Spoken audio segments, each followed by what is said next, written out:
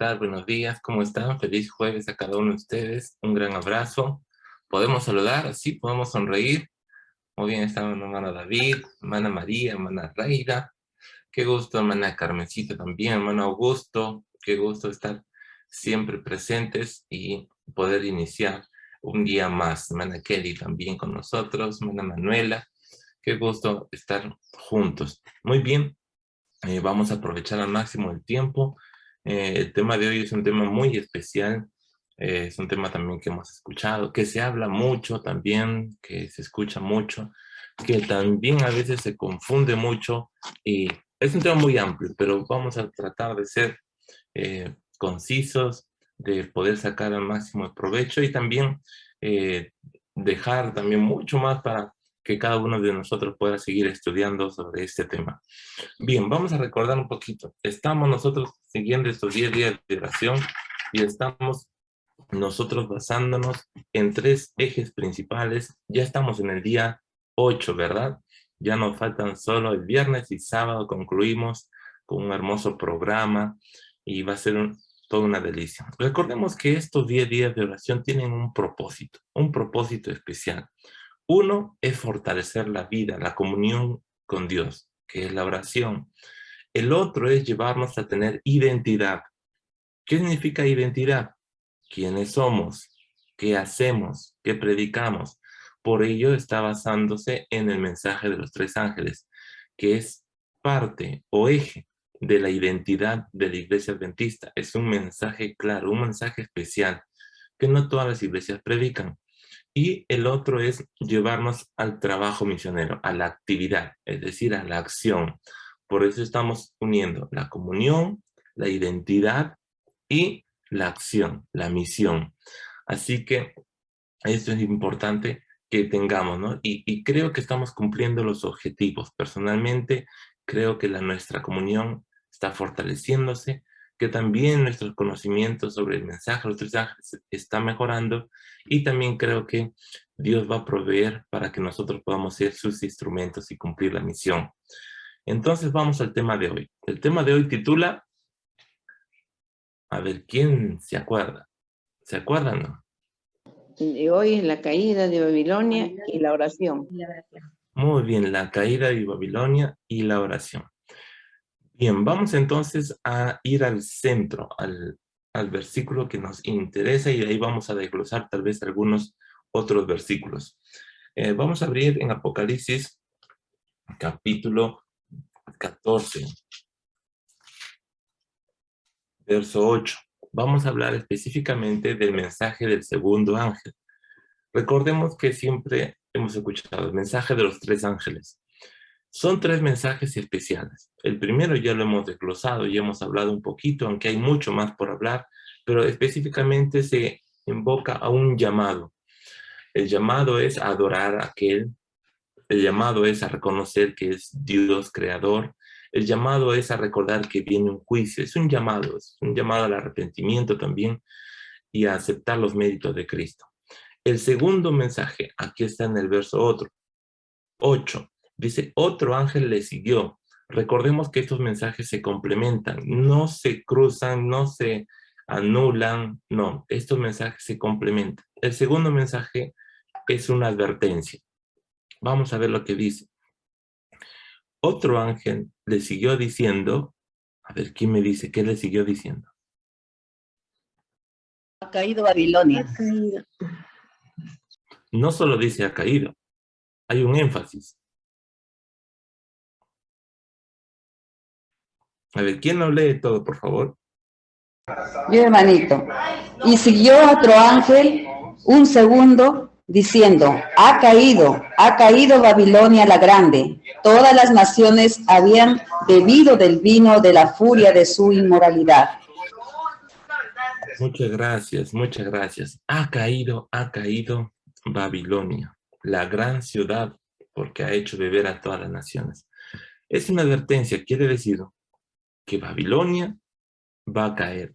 Es decir, si ustedes se dan cuenta, la palabra, hay un énfasis ahí, ha caído Babilonia. Quiere decir que es una ciudad, mejor dicho, es algo que que ejerce poder y que al final va a tener un fin. Ahora nuestro propósito es describir quién es Babilonia y qué significa que haya caído y qué significa que haya hecho beber a todas las naciones del vino del furor de su fornicación. Son tres cosas. ¿Quién es Babilonia?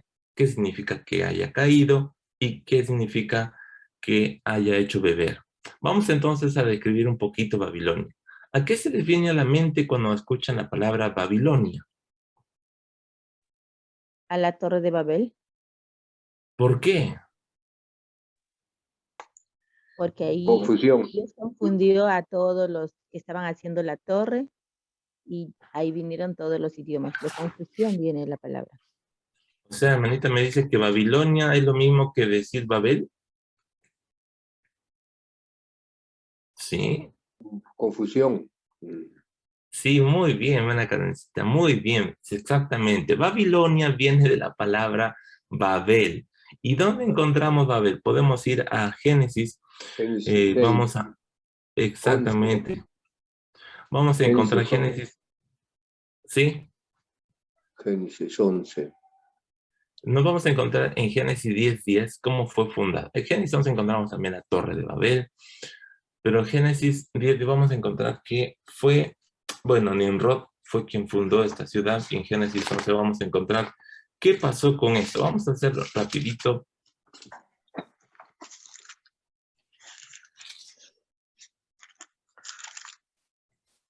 Génesis 10:10, ¿qué dice? Hablando de Nimrod, ¿no? Sí. Fue el primer poderoso en la tierra. Génesis 10:10 dice, y fue el comienzo Y de su fue el reino. comienzo, leo, pastor. Sí, por favor, hermano Nel. Y fue el comienzo del rey de su reino Babel, ¿no? Erec, Akkad y Calmé en la tierra de Sinar, en la tierra de Sinar. Muy bien, muchas gracias. Muchas gracias. Ahora encontramos qué pasó, cuál es el propósito de esta ciudad, Babel. Esa palabra significa, cuando nosotros vemos vamos a llamarla así, en el idioma de Babilonia significa la puerta de los dioses, y en el idioma hebreo significa confusión. Tenemos que entender algo especial. Bueno, confusión viene también de lo que pasó en la Torre de Babel, pero la Torre de Babel tenía un propósito, si ustedes se acuerdan, y podemos leer en el capítulo 11, que después del diluvio, el hombre ya no quería ser destruido. Es más, el hombre ya no quería tener el poder. Nimrod fue el primer poderoso de la tierra, es decir, hablando de una persona que tenía poder sobre muchas personas. Ahora ellos decían, si Dios ha destruido, Él tiene poder, Dios tiene el poder. Ahora yo quiero tener el control sobre mi vida, es decir, si viene otro diluvio, yo no voy a morir. ¿Y qué puedo hacer para no morir? Muy bien, voy a hacer una torre tan alta que si viene otro diluvio, pues yo suba a la torre y no muera. En otras palabras, quería tener ahora el control sobre lo que Dios puede hacer. No quería someterse a los designios de Dios, aunque Dios había dicho que no iba a destruir. Entonces empezaron a hacer esta torre. Nosotros leemos en el capítulo 11 que dice, vamos, verso 4, edifiquemos una ciudad y una torre y hagámonos un nombre, ¿no? Y descendió Jehová, ¿no? Y vio lo que estaban haciendo y dijo que el pueblo es uno y todos estos tienen un solo lenguaje. Y ahí empezó Dios a ver algo muy especial. El propósito de la Torre de Babel, o lo que se originó en esta ciudad, es simple: querer ser más que Dios. ¿Les suena similar esto? ¿Les suena conocido? ¿Alguien más quería ser más que Dios? Lucifer. Sí, Va a estar en el Lucifer. cielo, Lucifer, ¿no? Exactamente. Miren, Satanás, Babilonia tiene que ver con el gobierno de Dios. Está bajo con el gobierno de Satanás. Está bajo la dirección de Satanás. Ahora tiene algo más especial. Se muestra que Babilonia tiene que ver con confusión, tiene que ver con algo que se trama para hacer caer al pueblo de Dios. Vamos a ver nosotros un poquito más qué hace Babilonia. Vamos a ver en el capítulo 18.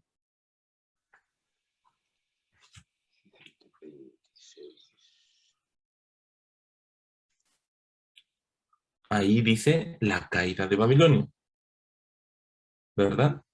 Y vamos a leer hasta el verso 4.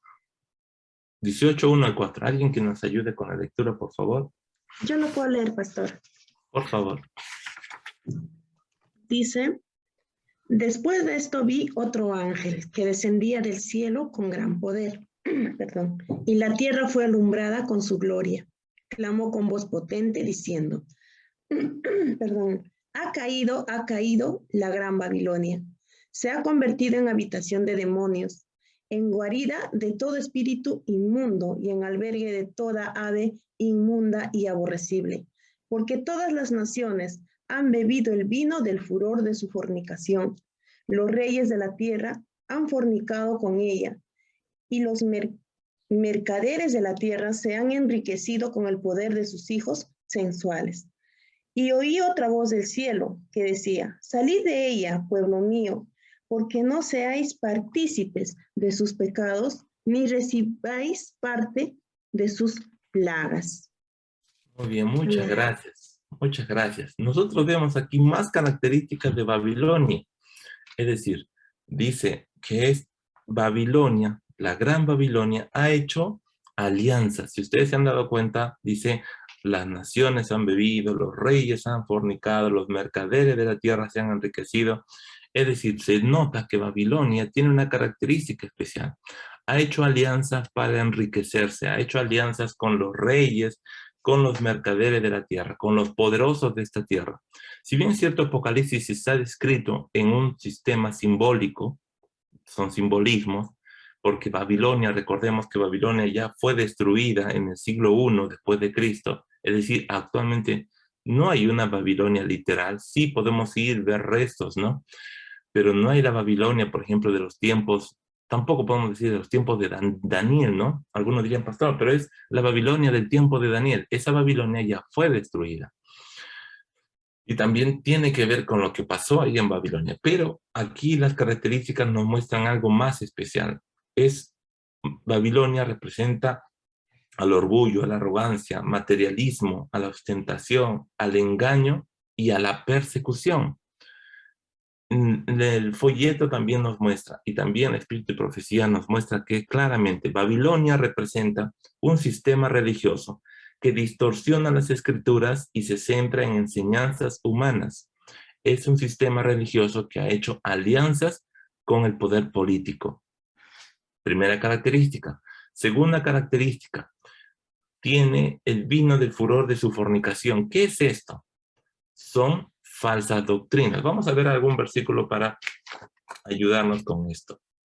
Vamos a buscar en Ezequiel capítulo 16, verso 15.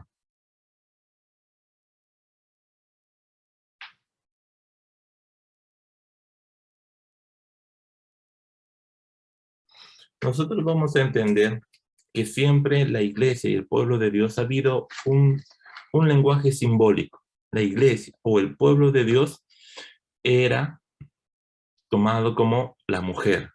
¿Se acuerdan ustedes de Génesis 3:15? Vamos a llamar así, la primera profecía o el protoevangelio, algunos le dicen, solamente para recordar. Génesis. Entre mí, como se llama, y la mujer. Muy bien, pondré enemistad entre ti y la mujer. No está hablando Ese tiene la cabeza y tú le heredas en el calcañar. Muy bien, no está hablando de Eva, aunque pareciera que fuera de Eva. Está hablando de un lenguaje simbólico. ¿A quién se está refiriendo? A una lucha entre el bien y el mal. A la iglesia se está. A la iglesia. Muy bien, no solo la iglesia, sino al pueblo de Dios. Es decir, a veces entendemos que la mujer es el pueblo de Dios. A veces cuando usamos la palabra iglesia puede decirse, la iglesia católica, la iglesia adventista. Nosotros en la profecía vamos a encontrar pueblo de Dios y el pueblo de Satanás, es decir, los hijos de Dios. Nosotros vamos a encontrar, si bien es cierto, sí está implícita la iglesia, pero solamente hay dos bandos, el pueblo de Dios y los hijos de Satanás. Entonces la iglesia podemos decir, para abarcar más, que es el pueblo de Dios, ¿sí? o es la iglesia verdadera, pero la iglesia verdadera a veces confunde ese término, ¿no? Y a veces hay ahí por ahí, pero vemos en este versículo que es el pueblo de Dios, de donde sale Jesús, ¿no? Porque Él es el profeta. Vamos a ver Ezequiel capítulo 16, verso 15. ¿Quién me puede ayudar? Yo lo tengo, pastor. ¿Sí? Pero confiaste en tu belleza, te prostituiste a causa de tu fama y derramaste tu lujuria sobre cuantos pasaban, suya fuiste.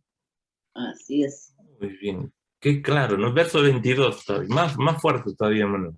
22 y Ezequiel, 26. dice, pastor, 17, 15, dicho.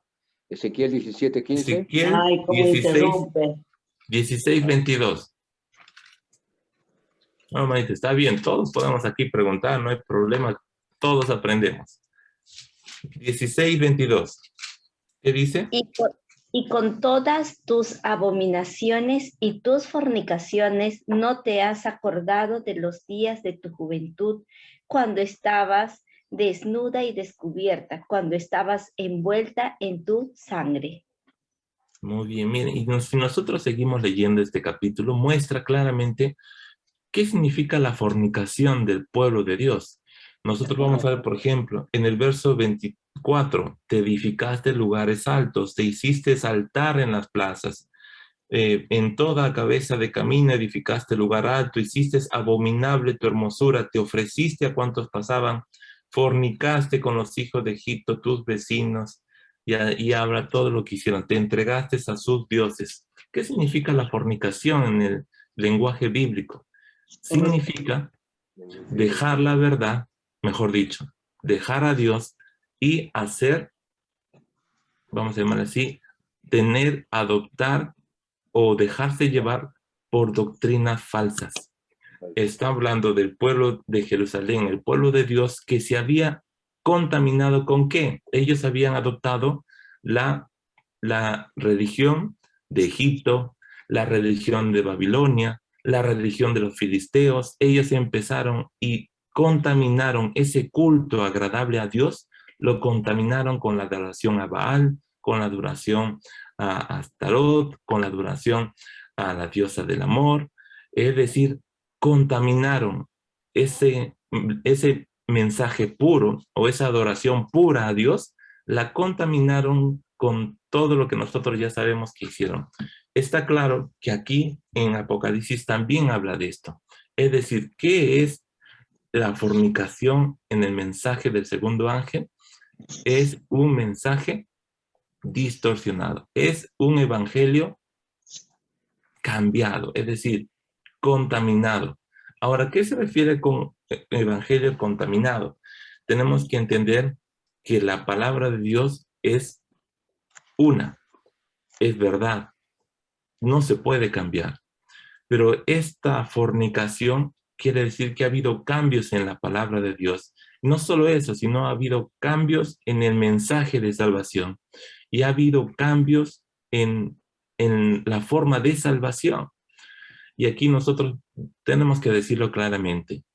Solamente hay una institución religiosa que ha hecho esto, ¿no? Que tiene el poder, la unión con el Estado, que ha hecho cambios en la ley, que ha perseguido cristianos y que ha hecho incluso cambios en la forma de adoración, en los ritos de salvación, en la confianza de Dios, reemplazados con la confianza del hombre, y nosotros conocemos que es Roma, que es Roma papal, que es la Iglesia Católica. Ahora, nosotros podríamos decir, pero pastor, esto es acusación. No, en realidad no estamos yendo en contra de los católicos. Tal vez alguien aquí es católico.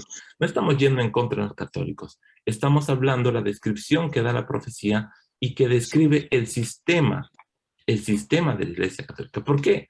Miren lo que dice en el capítulo 18, verso 4.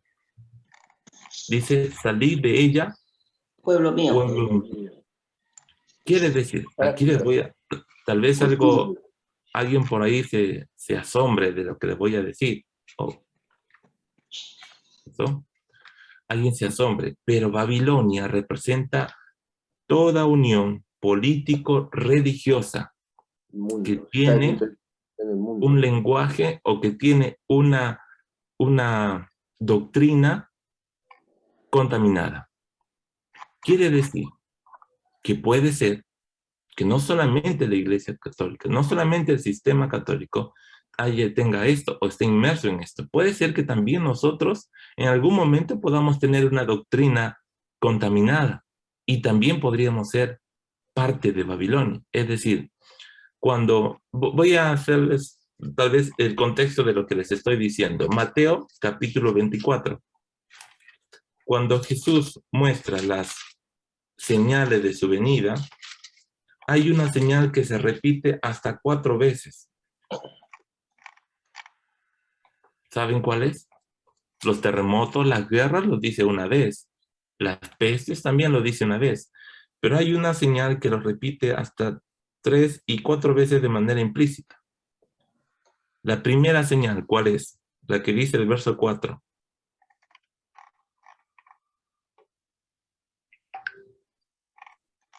Dice, Mirad que nadie os engañe, pastor. Que nadie nadie os engañe, ¿por qué? porque hay más falsos profetas, falsos maestros, más falsos doctrinales.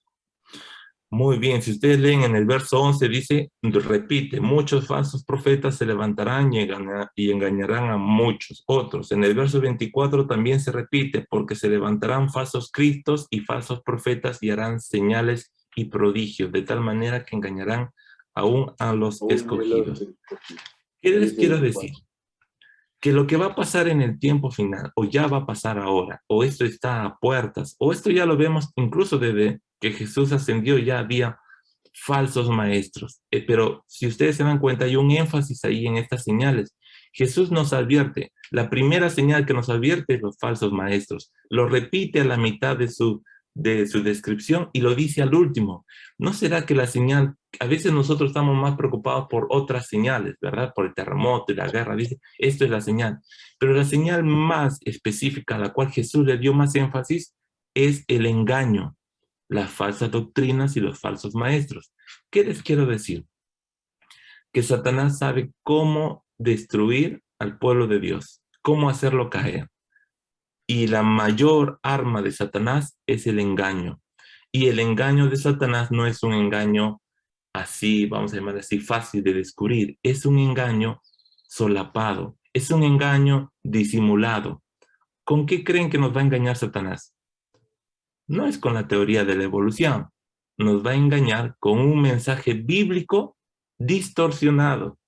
Así como tentó a Jesús, la Biblia dice, sí, va a haber alguien, un predicador o alguien que predique la Biblia tan bonito que tú vas a tener sus videos de YouTube, vas a tener todos sus videos descargados y tú vas a empezar a escuchar a ese predicador y de pronto ese predicador va a salir con una nueva verdad, va a interpretar la Biblia de una manera especial y tú vas a creer y de pronto una doctrina nueva va a aparecer. Eso es lo que describe, es decir, y eso va a pasar. Es más, esa doctrina va a llegar al mundo entero. Ahora, hay muchas doctrinas erradas, hay muchas doctrinas que se han sido cambiadas, pero la doctrina pura está basada en la Biblia. Por eso, ¿qué puedo hacer yo, pastor? Y aquí voy a abrirte el corazón. Muchas veces como iglesia tenemos un grave error. A veces nosotros preferimos escuchar un sermón que estudiar la Biblia. A veces nosotros, en vez de hacer nuestra comunión, nuestro culto personal, preferimos poner un audio a la matutina y ya he hecho mi comunión personal. Y yo le estoy hablando incluso de mi experiencia, que he visto y he escuchado. Y a veces uno dice, muy bien, no puedo leer la Biblia, pero bien, voy a poner un sermón, ¿no? De un predicador que a mí me agrada. Y no nos damos cuenta que estamos a veces reemplazando la fuente de la verdad por algo ya, vamos a llamar así, algo ya comido. ¿Sí? Un sermón, si bien es cierto, nos ayuda, nos edifica, pero tiene que ver también con la palabra de Dios, pero también tiene que ver con una interpretación humana. Por ejemplo, yo les estoy hablando, estoy citando textos de la Biblia, pero puede ser que yo me equivoque. Y si yo me equivoco y les muestro a ustedes y ustedes no lo comparan con la Biblia, no lo analizan, puede ser que yo les esté engañando, ¿sí o no? Por supuesto, yo puedo sacar un texto de la Biblia y yo puedo hacerlos caer a ustedes. Pues solamente les voy a dar un ejemplo. Les hago un ejemplo, les hago un zarandeo así pequeñito. A ver, busquen en el libro de Romanos. Así, pequeñito. ¿No?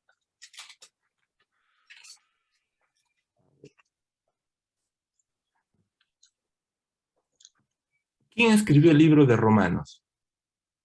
Pablo. Hermano Nerd dice que fue Pablo. Y yo le digo, Romanos 16, 22. Pablo estaba preso, pasó, pero tenía un ayudante que era... Hermano Nerd ya me malogró el plan ya. Hermano Nerd ya sabe, pues él sabe. Pero mira, hermano Nerd, no diga nada todavía. Si yo vengo y le digo, no, Tercio, ¿por qué no escuchamos a Tercio? Y ustedes dirán, ¿quién es Tercio? ¿No conoces a Tercio? Yo te voy a presentar. Tercio es quien escribió Romanos. Y tú dices, no, yo no conozco a Tercio. Y yo digo, pero mira, aquí está Romanos 16, 22. Lee tu Biblia, te dice. ¿Qué dice tu Biblia? ¿Qué dice ahí? Dice, pastor, yo Tercio, que escribí la carta, os saludo en el Señor. Muy bien. Según este versículo, ¿quién escribió la carta? Pablo. Tercio. Tercio. Muy bien, pero una persona que ya sabe, que ya estudió, que estudió el contexto, como hermano Ners y como muchos de ustedes, saben que, y le dicen, no, alto, ese versículo está fuera de su contexto, está mal interpretado, porque ahí Tercio escribió la epístola porque era él el escritor. Mira, busca Romanos capítulo 1, porque tú ya conoces tu Biblia, y ahí tú vas a encontrar Pablo, siervo de Jesucristo, llamado a ser apóstol, es decir, ¿quién narra? ¿Quién dicta? Tercio era solamente el escritor, era el amanuense, era quien escribía, pero quien dictaba era Pablo. Así que no me vengas con que Tercio escribió, porque el autor de Romanos es Pablo. Tercio fue el que solamente escribió, pero no es el autor. Muy bien, y eso solamente es cuando tú estás profundamente ligado y estudiando la Biblia. Cuando encuentras una duda en la Biblia, ¿qué haces? No, la Biblia está mal. O tú buscas, oras y te profundizas hasta encontrar la solución.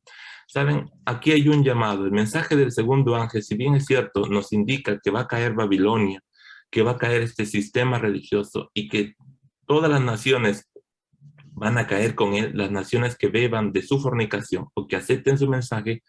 A nosotros es una advertencia. ¿Por qué es una advertencia? Porque tenemos que tener cuidado de que si estamos en Babilonia, ¿qué va a pasar? Si cae Babilonia, ¿qué pasa con nosotros? Caemos. Y eso lo vamos a ver en el mensaje del tercer ángel. Pero aquí hay algo importante. Cuidarnos de no estar en Babilonia. Cuidarnos de no ser engañados. ¿Y cuál es la única forma que tenemos para no ser engañados? Conocer la Biblia a profundidad. Conocer las profecías a profundidad. Conocer los mensajes bíblicos a profundidad, las verdades.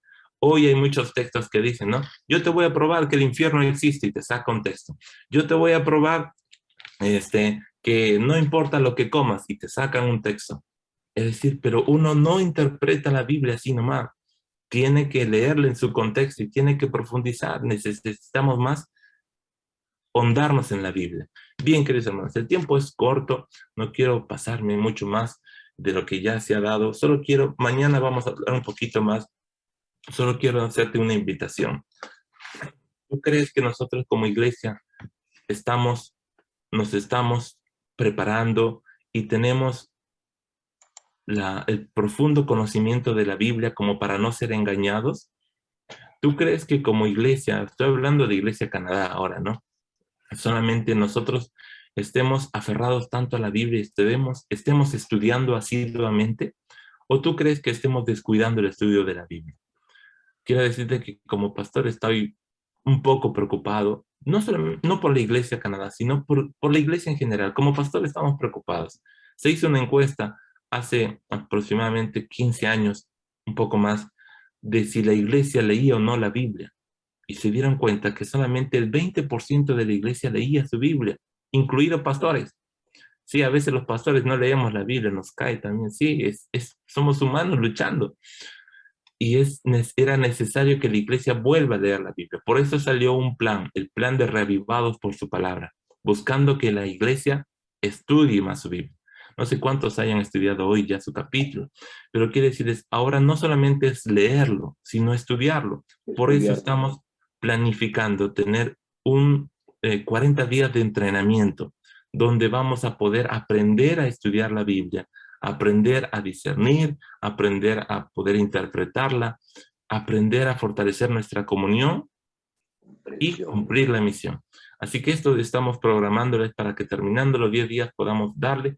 Mañana un poquito más de información les vamos a dar porque hay que inscribirse, que hay un material que vamos a seguir. Si tú quieres ser parte de este grupo especial que se entrene, entonces están todos invitados. Más información les vamos a dar estos días. Pero quiero decirte ahora algo especial. ¿Tú qué crees que nosotros debemos estar más preparados? ¿Debemos tener más amor? Este mensaje no está dado para criticar a alguien, si tú eres o no eres, tú eres Babilonia, no me mires, no, tú eres Chusma, no. En realidad, este mensaje está dado para hacernos ver los engaños de Satanás. Pero si ustedes se dan cuenta, aquí aún los que están en Babilonia son amados por Dios. ¿Por qué? Porque si ustedes se dan cuenta, va a haber sí un remanente son aquellos que no se contaminan, aquellos que permanecen fieles, pero va a haber un grupo también de aquellos que van a estar incluso en las filas de Satanás, pueden estar persiguiendo a los cristianos, pero en un momento ellos van a darse cuenta. Va a haber personas que van a estar en medio de Babilonia, incluso liderando Babilonia, pero de pronto va a haber un llamado, salid de ella, pueblo mío. ¿Quiere decir que hay un pueblo de Dios dentro de Babilonia? Sí, porque ahí lo dice, salid de ella, pueblo mío. Hay un grupo de personas que hoy pueden ir en contra de la iglesia, en contra de Dios, en contra de su doctrina, incluso pueden maldecir la Biblia, pero va a haber por el testimonio del remanente de la iglesia, de muchos cristianos, van a aceptar la verdad y van a salir en el tiempo del fin. Así que nadie puede decir, tú eres así, porque habrá sorpresas.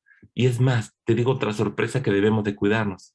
Los que hoy están firmes, incluso pastores, líderes, nosotros, dice que en el tiempo del fin podemos ser, ¿qué? Engañados y nos podemos perder. Porque dice que aún los escogidos podemos perdernos. Quiere decir que puede ser que esas personas que rechazamos y que vemos que son malas, en el tiempo de Dios se salven. Y los que son buenos y los que son líderes, los que están leyendo su Biblia hoy, que en el tiempo del fin se pierdan. Pablo dice, nadie sienta que es firme, ¿no? El que piense que está firme, cuide que no caiga. Esto es algo importante. Todos nosotros somos frágiles. La muerte es algo que puede llegar y también el engaño es algo que puede dominarnos. Cuidado con escuchar a hombres. Jeremías dice, maldito el hombre que confía en el hombre. Mi confianza debe estar puesta en Dios. Incluso a su pastor, incluso a mí. Si yo digo algo en contra de la Biblia, tú puedes analizarlo y puedes estudiarlo.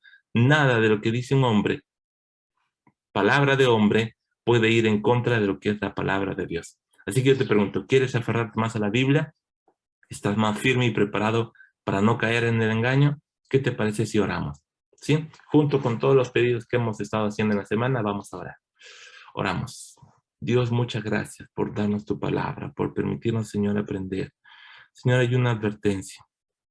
Hay un sistema, Señor, que está contaminando la doctrina. Hay un sistema, Señor, que se levantará en los tiempos finales. Habrá persecución. Impondrá leyes, Señor. Y sobre todo, Señor, buscará destruir el pueblo de Dios. Engañar, contaminar y hacer caer, Señor. Dios, tal vez nosotros no estamos siendo advertidos con esto. Tal vez, Señor, no estamos siendo realistas de lo que va a pasar. Tal vez no nos estamos preparando, Señor. No nos estamos fundamentando en tu palabra. Ayúdanos, Señor, a estar más prestos a escuchar tu voz, a ser más asiduos, estudiosos de tu palabra, entender claramente tus verdades. Ayúdanos, Padre, a ser un pueblo de tu palabra y escuchar tu voz antes que los hombres. Señor, cuida a cada uno de los líderes, de los hermanos, de cada miembro de nuestra iglesia y ayúdanos a estar siempre prestos para decidir por la verdad. Pero también, Señor, cuídanos del gran error de juzgar o criticar a alguien por su conocimiento. Danos amor, paciencia y sabiduría con todos. Te rogamos en el nombre de Jesús. Amén, Señor. Amén. Bendiciones, buen día.